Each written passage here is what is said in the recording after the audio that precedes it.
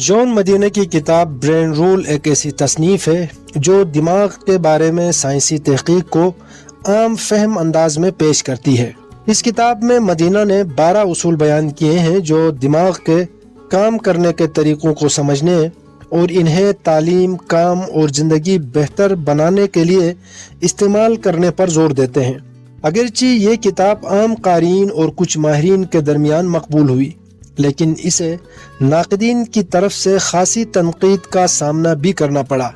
اس video میں اس کتاب پر تفصیلی تنقید پیش کریں گے، جس میں ناقدین کے اعتراضات، ان کی بنیادوں پر تفصیل سے بات کی جائے گی۔ آپ توجہ فرمائیے۔